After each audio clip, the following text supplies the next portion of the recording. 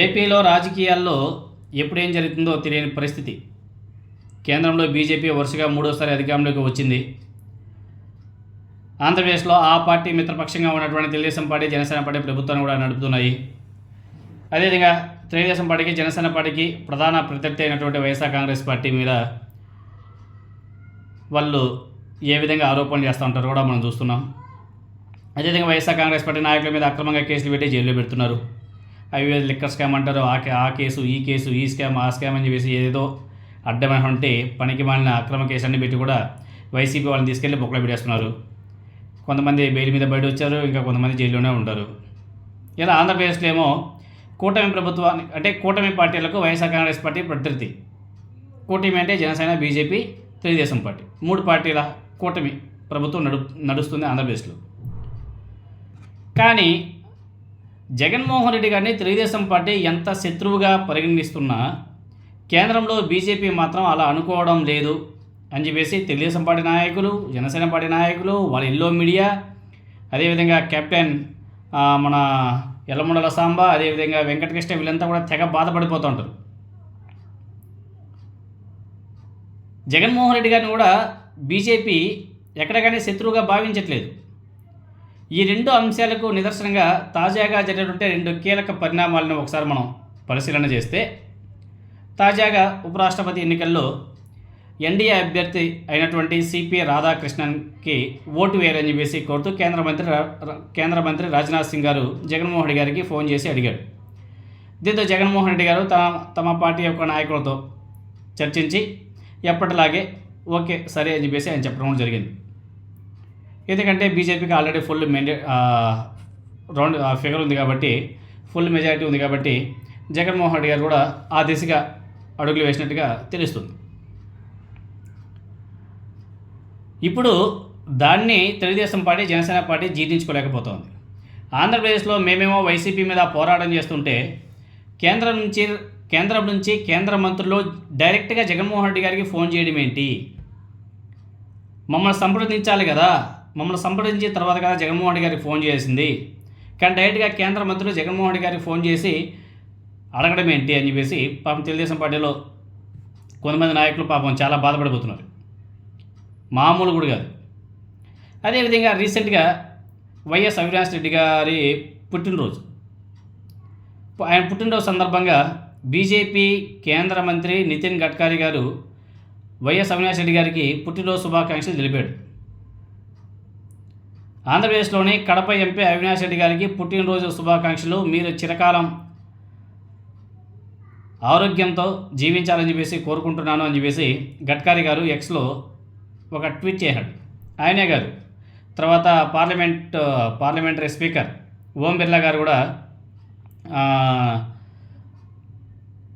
అవినాష్ రెడ్డి గారికి విషెస్ చెప్పాడు. వాస్తవానికైతే గడ్కరీ గారైనా, బీజేపీ నాయకులైనా, బీజేపీ మంత్రులైనా, అంటే కేంద్ర మంత్రులైనా అవినాష్ రెడ్డి గారికి విష్ చేస్తూ ట్వీట్కు పెద్దగా ప్రాధాన్యం ఉండకపోవచ్చు. కానీ ప్రస్తుతం ఆంధ్రప్రదేశ్లో నెలకొన్నటువంటి పరిణామాల నేపథ్యంలో ఈ ట్వీట్లకు అధిక ప్రాధాన్యం ఏర్పడింది. ఓవైపు అవినాష్ రెడ్డి గారి బెయిల్ రద్దు కోసం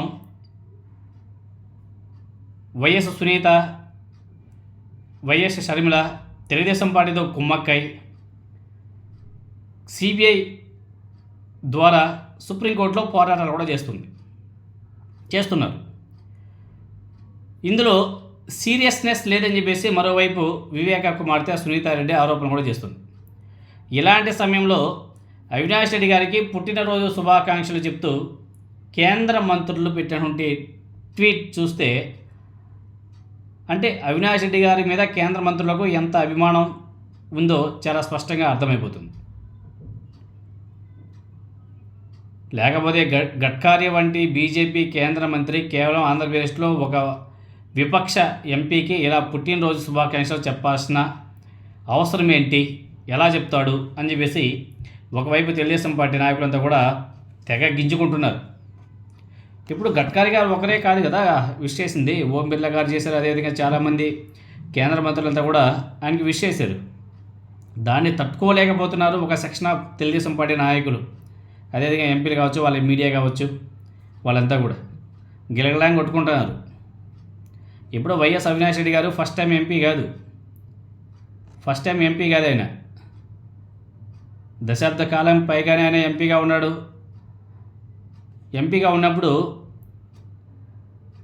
కొంచెం ఉంటాయి, ఏ ఎంపీకైనా సరే వాళ్ళు నడిచే విధానాన్ని బట్టి పరిచయాలు కూడా ఆ లెవెల్లోనే ఉంటాయి. ఇప్పుడు మన రఘురామకృష్ణరాజు గారు ఉన్నాడు. మన రఘురామకృష్ణరాజు గారు అయితే ఏకంగా అమిత్ షా, మోదీ, ఇంకా ఓం బిర్లా అయితే ఈయన ఫ్రెండ్, కలిసిమెలిసి ధూమ్ధామ్ చేస్తూ ఉంటారు. అలాంటిది వైఎస్ అవినాష్ రెడ్డి గారు దశాబ్ద కాలంగా ఎంపీగా ఉండి ప్రతి పార్లమెంట్ సెక్షన్లో కూడా ఆయన పాల్గొంటూ ఏపీకి సంబంధించినటువంటి అనేక ప్రాబ్లమ్స్ని కూడా లేవనెత్తుతూ అనేక సందర్భాల్లో అవినాష్ రెడ్డి గారు కేంద్ర మంత్రుల్ని కలవడం జరిగింది. సో ఆ పరిచయాలు ఉంటాయి, దాని ద్వారా వాళ్ళంతా కూడా విష్ చేసి ఉంటారు. దాన్ని కూడా పాపం తెలుగుదేశం పార్టీ జీర్ణించుకోలేక వక్ర బుద్ధిలో వాళ్ళకి ఇష్టాని రీతిలో ఆ అవినాష్ రెడ్డి ఢిల్లీలో చక్రాలు తిప్పుతున్నాడు. బెయిల్ రద్దు చేసుకోవడం కోసం, తన కేసును మాఫీ చేసుకోవడం కోసం, ఇంకేదో వాళ్ళు తెలుగుదేశం పార్టీ వాళ్ళు బీభత్సంగా వాళ్ళు రాసుకోవడం, చూపించడం చూస్తున్నాం. అదేవిధంగా వాళ్ళు ఎల్లో మీడియాలో కూడా కొన్ని కథనాలు కూడా అలానే చూపిస్తున్నట్లే.